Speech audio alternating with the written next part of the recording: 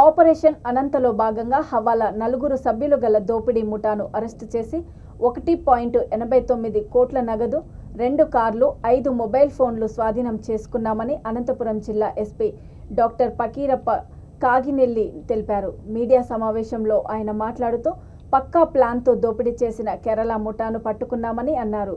మధ్యప్రదేశ్ తుపాకుల ముఠా, Nigerian ముఠాలకు check పెట్టిన పోలీసులు తాజాగా శ్రీధరన్ ముఠాపై దృష్టి సారించి పట్టుకున్నారని తెలిపారు. దాదాపు ఒక టీంలో 10 నుంచి 15 మంది వరకు ముఠా సభ్యులు ఉంటారు. సో వీళ్ళకి స్పెసిఫిక్ ఇన్పుట్ అంటే సమాచారం, పక్కా సమాచారం శ్రీధరన్ వీళ్ళందరికీ చేరుస్తాడు. సో పలానా బండిలు ఇంత అమౌంట్ హవాలా మార్గం ముఖ్యంగా వస్తుంది, మీరు పలానా ప్లేస్లోనే దీన్ని అటాక్ చేసి ఆ డబ్బులంతా దొంగలించాలని సమాచారము ఇక్కడ ఫీల్డ్లో ఆపరేషన్ చేస్తున్న టీంకి డైరెక్ట్గా వాళ్ళకున్న మార్గం ముఖ్యంగా చెప్పడం జరుగుతుంది. సో ఆయన అక్కడ ఎప్పుడు సీనింగ్ రాడు. సో ఇక్కడ ఆపరేట్ చేసే టీం కూడా ఎలాగుంటాయంటే ఒక్కొక్క బండిలో 4 నుంచి 5 ఉంటారు. ఆ 4లో ఒక్కొక్క జిల్లానికి చెందిన ఒక్కొక్కరు ఉంటారు. కొంతమంది పాత వాళ్ళు ఉంటారు, కొంతమంది కొత్త వాళ్ళు ఉంటారు.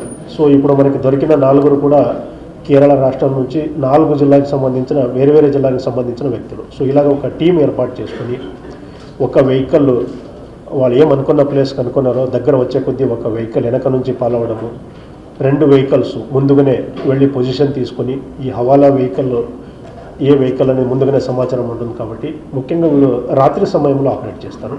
దట్టు మధ్యరాత్రి దాటిన తర్వాత, ఎందుకంటే కొంచెం వెహికల్ మూవ్మెంట్ తక్కువ ఉంటుంది కాబట్టి. సో రాత్రి దాటిన తర్వాత ముఖ్యంగా కొంత పెట్రోల్ బంక్ దగ్గరనే ఆపరేషన్ అంతా చేస్తుంటారు. జన సంచారం కొంచెం తగ్గిన తర్వాత రాత్రి సమయంలో ఈ హవాలా వస్తున్న బండిని అడ్డగించి ముఖ్యంగా వీళ్ళు సుత్తిగా, screw driver, pepper spray, so ఇలాంటివి క్యారీ చేస్తుంటారు. సో వెంటనే ఆ హవాలా బండిలో ఉన్న వ్యక్తుల మీద దాడి చేయడము, ఆ వ్యక్తులను వెంటనే ఇంకో బండికి షిఫ్ట్ చేసుకోవడము.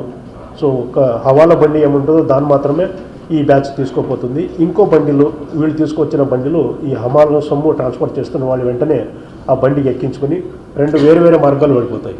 ఒకటి హవాలా బండి ఒక మార్గంలో, తర్వాత హవాలా బండిలో ఉన్న వ్యక్తుల్ని ఇంకో మార్గంలో తీసుకుపోయి హవాలా సొమ్ము అంతా ఇప్పుడు మీకు బయట బండి ఉంది చూపిస్తాను.